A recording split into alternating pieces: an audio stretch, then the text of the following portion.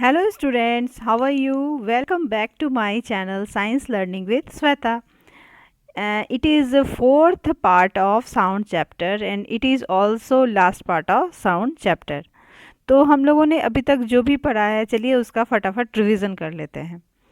First thing we study in this chapter that sound is produced by the vibration of object. Without vibration sound cannot produce. Sound जितनी भी तरह की होती हैं वो vibration की वजह से प्रोड्यूस होती हैं और विदाउट वाइब्रेशन साउंड प्रोड्यूस नहीं किया जा सकता है. Next thing we study sound travel through a medium. Sound को चलने के लिए कोई ना कोई मीडियम चाहिए जैसे solid liquid gas any medium require and sound can not move through a vacuum. Vacuum के थ्रू साउंड ट्रेवल नहीं कर सकता है.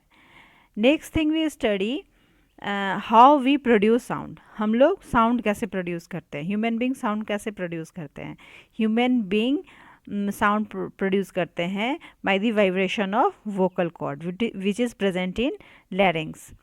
And next thing we studied how we hear. Human being सुनते कैसे हैं. ह्यूमन बींग सुनते हैं ईयर ड्रम की हेल्प से.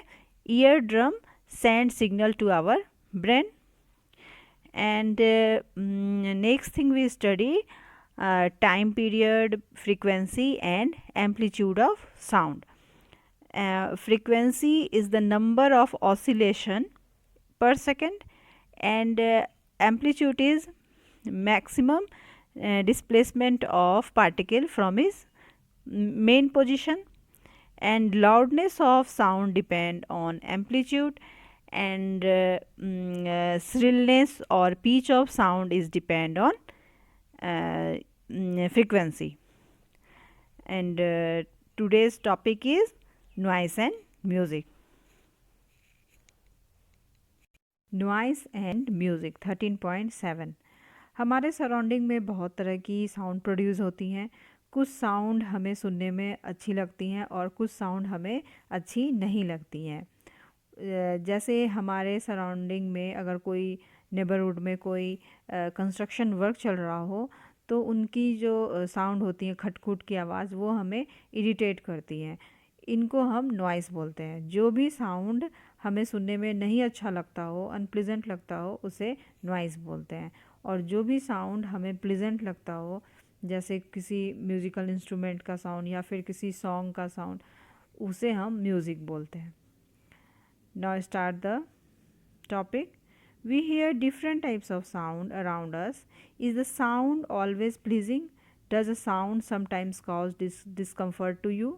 Some sound are pleasant to the ear whereas some are not. अब जो ये डिफरेंट टाइप्स ऑफ साउंड है हमारे सराउंडिंग में क्या ये हमेशा प्लीजिंग होती है. कुछ साउंड जो होती है हमें डिस्कम्फर्ट फील करवाती है और कुछ साउंड प्लीजेंट लगता है हमारे ईयर को. Suppose construction work is going on in your neighbourhood. Are the sound coming from the construction site pleasing.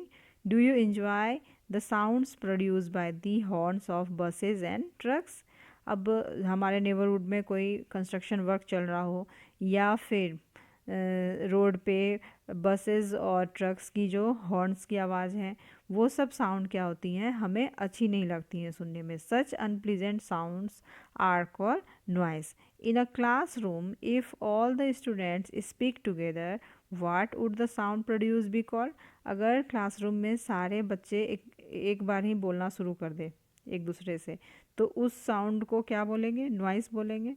On the other hand on the other hand you enjoy sounds from musical instruments. Musical sound is one which is pleasing to the ear. अब musical sound जितने भी होते हैं वो हमारे ear को pleasing लगते हैं. Sound produce by harmonium is called musical sound. The string of sitar also give out a musical sound. But if a musical sound become too loud would it remain melodious. अब musical sound भी कोई कोई देखो music भी बहुत loud loud volume में सुनता है तो वो क्या हमें अच्छी लगती हैं फिर वो भी नॉइस हो जाता है. अगर म्यूज़िकल साउंड को भी बहुत ज़्यादा लाउडली सुना जाए तो वो भी मेलोडियस नहीं रह पाता है, फिर वो भी नॉइस में कन्वर्ट हो जाता है। 13.8 नॉइस पॉल्यूशन। अब ये नॉइस पॉल्यूशन क्या होता है, कोई भी अगर साउंड एक्सेसिव अमाउंट हो एनवायरनमेंट में तो उसको हम नॉइस पॉल्यूशन बोलते हैं। You already know about air pollution. Presence of unwanted gases and particles in air is called air pollution. Air pollution के बारे में जानते हो कि कोई भी गैस अगर अनवांटेड गैस या पार्टिकल एयर में प्रेजेंस हो एक्सेसिव अमाउंट में तो इसको एयर pollution बोलते हैं। Similarly, the presence of excessive or unwanted sound in the environment is called noise pollution. अब कोई भी साउंड अगर बहुत ज़्यादा हो इन्वायरमेंट में तो उसको हम नॉइस पोल्यूशन बोलते हैं। Can you list some sources of noise pollution? Major causes of noise pollution are sounds of vehicles, explosion including bursting of crackers, machines, loud speaker etcetera. अब अगर हम इस नॉइस पोल्यूशन का अगर लिस्ट तैयार करें तो मेजर सोर्सेज क्या होगी नॉइस पोल्यूशन की? जो भी व्हीकल से आवाज़ आती है या फिर किसी क्रैकर के या एक्सप्लोजन के ब्रस्टिंग से जो साउंड प्रोड्यूस होता है, या फिर किसी इंडस्ट्रियल एरिया में जो मशीन से आवाज़ आती है, और फिर जो लाउड स्पीकर से आवाज़ आती है, ये सारी जो साउंड है वो नॉइस पोल्यूशन प्रोड्यूस करती हैं। वाट सोर्सेज इन द होम में लीड टू नॉइस? अब हमारे घरों में भी जो नॉइस प्रोड्यूस होता है उसमें क्या क्या सोर्सेज होती हैं? Television and transistor radio at high volume. अगर हम टेलीविज़न या ट्रांजिस्टर कुछ ज़्यादा ही वॉल्यूम में सुने तो वो भी नॉइस पोल्यूशन प्रोड्यूस करती हैं। Some kitchen appliances, desert cooler, air conditioner all contribute to noise pollution. ये सारी जो घर के अप्लायंसेस हैं ये भी अगर कुछ ज़्यादा साउंड प्रोड्यूस करे तो नॉइस पोल्यूशन इससे बढ़ती हैं। What are the harms of noise pollution? Noise pollution से हमें क्या क्या हार्म हो सकता है, हम इसके बारे में जानेंगे। Do you know that presence of excessive noise in the surroundings may cause many health related problems? अगर हमारे सराउंडिंग में कुछ ज़्यादा अमाउंट में अगर नॉइस पोल्यूशन हो तो हमें हेल्थ रिलेटेड प्रॉब्लम हो सकता है। Lack of sleeps, hypertension, anxiety and many more health disorders may be caused by noise pollution. अब नॉइस पोल्यूशन की वजह से हमें क्या होगी? नींद कम आएगी, इसकी वजह से हाइपरटेंशन होगा, एंजाइटी होगी और भी बहुत सारे हेल्थ इशू हो सकते हैं। A person who is exposed to a loud sound continuously may get temporary or even permanent impairment of hearing. अगर कोई लगातार साउंड पोल्यूशन में रहे, नॉइस पोल्यूशन में रहे, तो उसकी कान या तो टेम्प्रोरी या फिर परमानेंट ख़राब हो सकती है। Measures to limit noise pollution. To control noise, we must control the sources of noise. How can this be achieved? अब हमें नॉइज़ पोल्यूशन को कंट्रोल करने के लिए जो नॉइज़ के सोर्सेज हैं उसको कंट्रोल करना पड़ेगा। ये कैसे पॉसिबल है? For this silencing devices must be install in aircraft engines, transport vehicles, industrial machines and home appliances. जो भी ट्रांसपोर्ट व्हीकल्स है या फिर इंडस्ट्रियल मशीन्स हैं या होम एप्लियंसेस हैं उसमें एक साइलेंसिंग डिवाइस इंस्टॉल करना चाहिए जिससे इस सारी मशीन से कम साउंड प्रोड्यूस हो। How can the noise pollution be control in residential area? अब रेसिडेंशियल एरिया में नॉइस पोल्यूशन को कैसे कंट्रोल किया जा सकता है? All noisy operation must be conducted away from any residential area. जो भी नॉइसी प्रोड्यूसिंग ऑपरेशन है, जैसे कोई इंडस्ट्री है, कोई मशीन है जिससे बहुत ज़्यादा नॉइस पोल्यूशन बढ़ रहा हो, तो उसको रेसिडेंशियल एरिया से दूर रखना चाहिए। Noise producing industries should be shut up away from such area. Use of automobile horn should be minimise. हमारे व्हीकल्स का जो हॉर्न है उसको मिनिमाइज रखना चाहिए। TV and music system should be run at low volume. TV और music system के volume को हमें लो रखना चाहिए। Trees must be planted along the roads and around buildings to cut down on the sounds reaching the resident. कोई भी जो residential area है वहाँ पे हमें ट्री लगानी चाहिए रोड साइड में, जिससे साउंड हमारे रेसिडेंट तक नहीं कम आए, दस reducing the harmful effect of noise pollution. इस तरह से हम harmful effect of noise pollution को रोक सकते हैं। Hearing impairment. Total hearing impairment, which is rare, is usually from birth itself. Partial disability is generally the result of a disease, injury or age.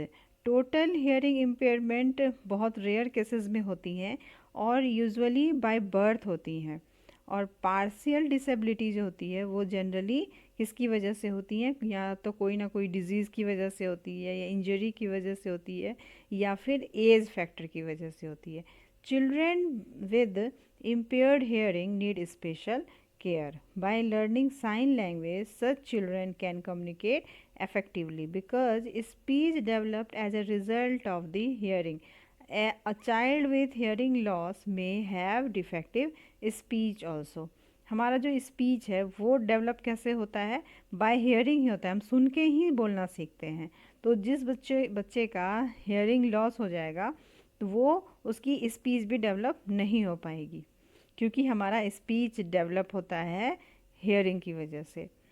और by learning sign language की learning से ये बच्चे communicate कर सकते हैं। Technological device for the hearing impaired have made it possible for such person to improve their quality of life. बहुत सारे ऐसे टेक्नोलॉजिकल डिवाइसेस हैं जिससे हेल्प मिलता है इस तरह के लोगों को सुनने में। Society can do much to improve the living environment for the hearing impaired and help them live normal lives. अब इस तरह के जो hearing loss person है उसको normal life जीने के लिए हमारी सोसाइटी भी बहुत कुछ कर सकती है। यहाँ पे मेरे पास कुछ क्वेश्चंस हैं जिसके आंसर आपको कमेंट बॉक्स में देना है, and I will definitely reply your answer is wrong और right. First question is what is the normal length of vocal cord in men?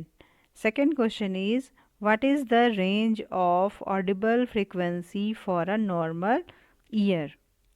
Third question is if any object oscillates 5 times in 1 second, what is the frequency of object?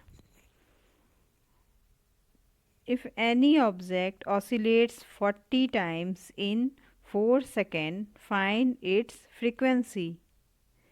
And fifth question is on which factor loudness of sound depend? ये काफ़ी आसान से सवाल है।